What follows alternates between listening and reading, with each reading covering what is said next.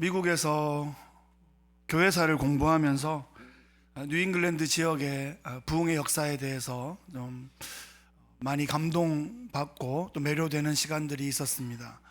그래서 교수님들을 막 찾아다니면서 좀 배워보기도 했었는데요. 조나단 에드워즈의 고향이 이 근처 가까이에 있고 제가 2번 정도 지도를 보고 찾아가 보기도 했습니다.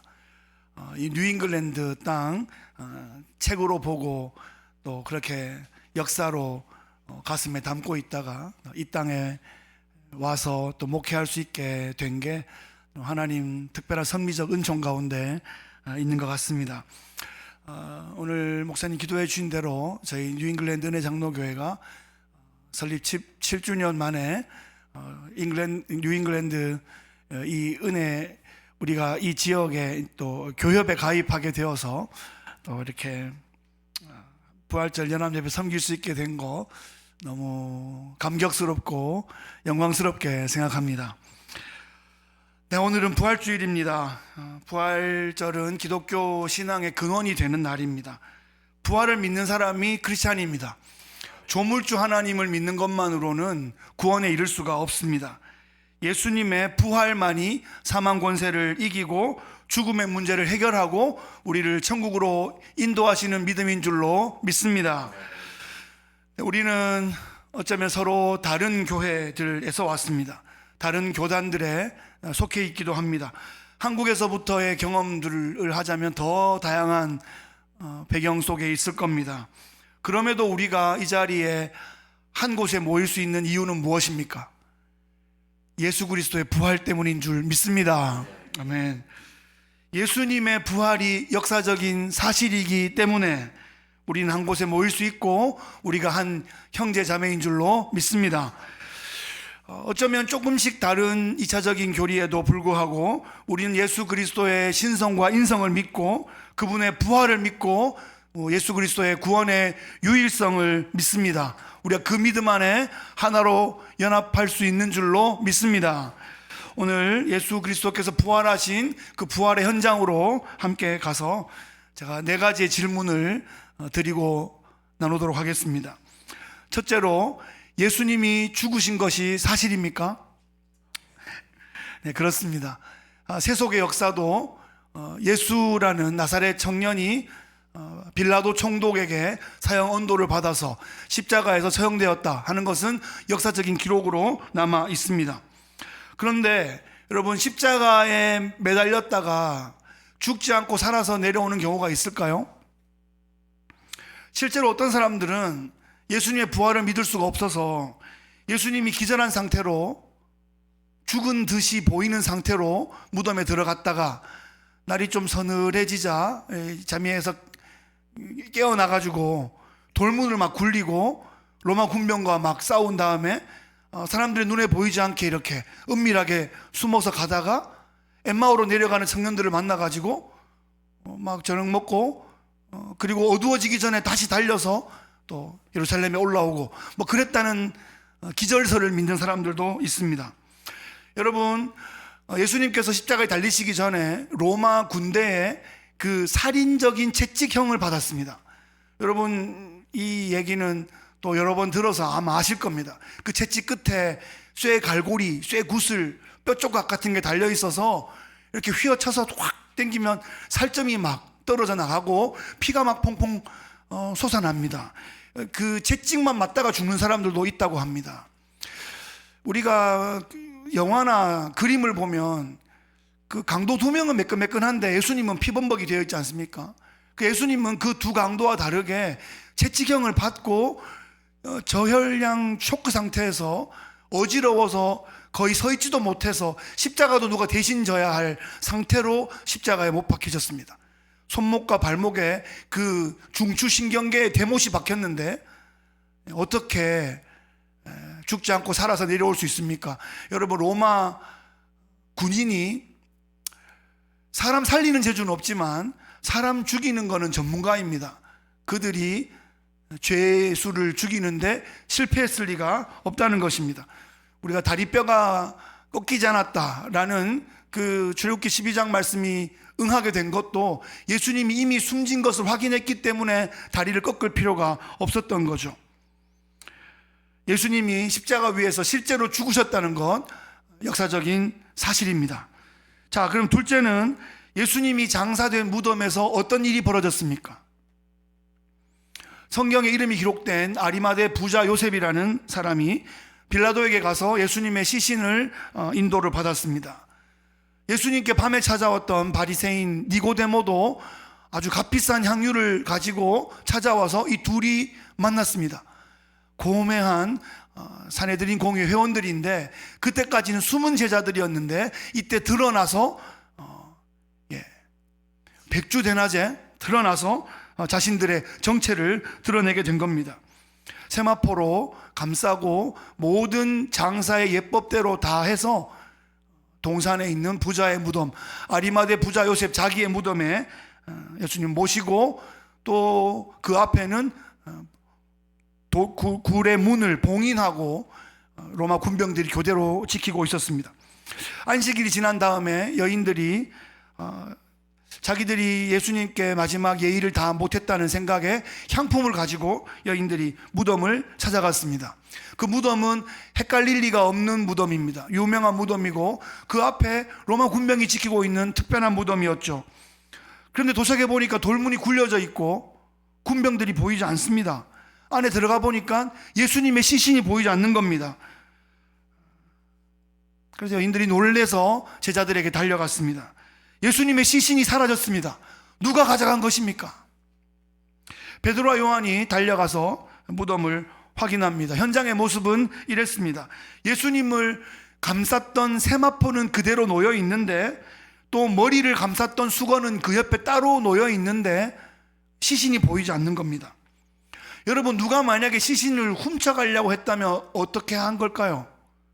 로마 군병과 싸우고 돌문을 밀어내고 시신을 들쳐매고 갔겠죠. 이미 보쌈이 돼 있으니까 그냥 들쳐매고 갔겠죠. 왜 세마포는 벗겨져 있고 몸만 없는 겁니까? 게다가 머리를 쌌던 수건은 그 머리 모양대로 그대로 놓여 있다는 거예요. 마치 누에고치가 거기서 나비가 껍데기만 두고 싹 나온 것처럼 이건 시신이 도난당한 것이 아니라 몸이 전혀 다른 차원으로 변화되었다는 증거입니다. 돌문이 굴려진 이유는 무엇일까요? 예수님이 돌문이 꼭 굴려져야 나갈 수 있는 상황인가요? 돌문이 굴려져 있는 것은 예수님이 안 계신 것을 들어와서 확인하라고 굴려놓으신 겁니다. 예수님은 그냥 통과하실 수 있는 상황인 거죠. 베드로가 빈 무덤을 확인했습니다.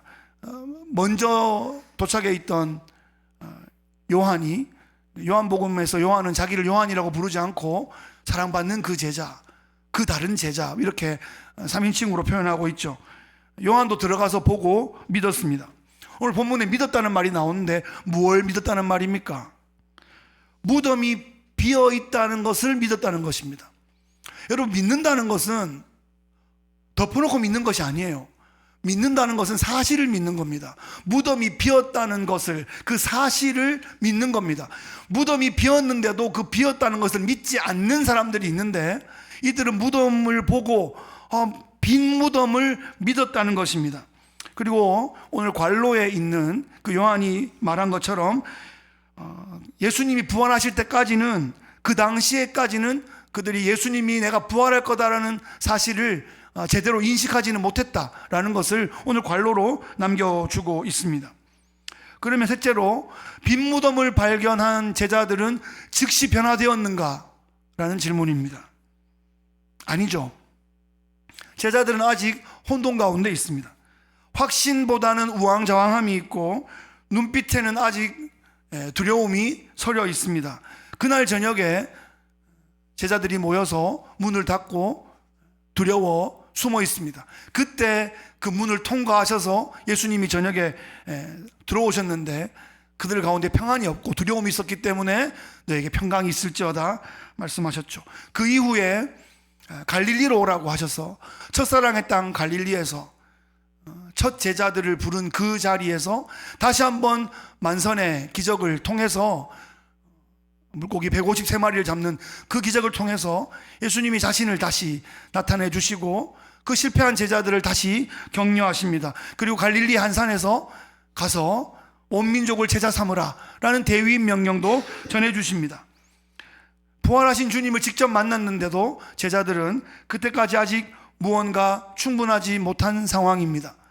예수님이 승천하시고 오순절날 성령이 내려오셔서 성령 충만함을 그들이 경험하게 될 때 그들에게 두나미스, 권능이 임한 것입니다. 여러분, 성령의 권능은 예수 그리스도 부활의 능력인 줄로 믿습니다. 예수님과 무관한 성령은 가짜입니다. 성령은 언제나 예수님을 증거합니다. 예수님의 부활의 능력을 증거하고 예수님의 성품을 증거하시는 분이 성령이신 줄로 믿습니다. 제자들이 그 성령의 충만함으로 예수 그리스도의 십자가와 부활을 담대히 증거하자 그 두려움의 땅, 그들의 실수의 땅, 실패의 땅, 예루살렘에서 회개가 터져나오고 예루살렘 교회가 세워지기 시작했습니다.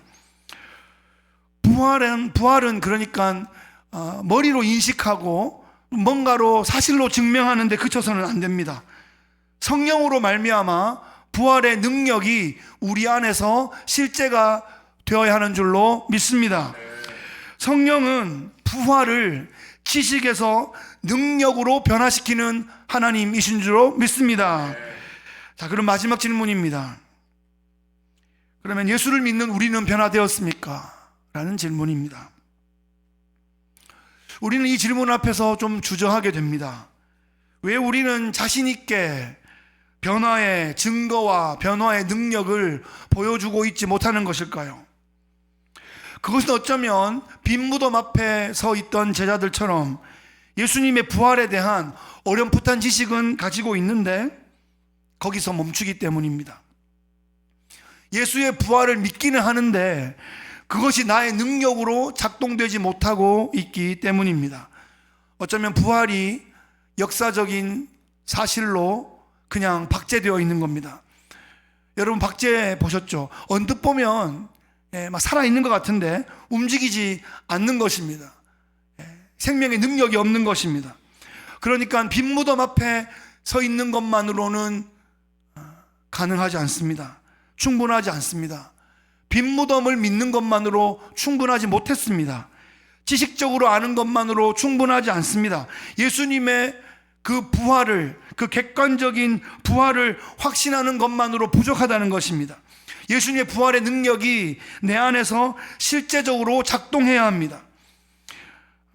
예수님 부활 사건에 나의 믿음이 합쳐지고 성령께서 거기에 기름 부어 주셔야 합니다.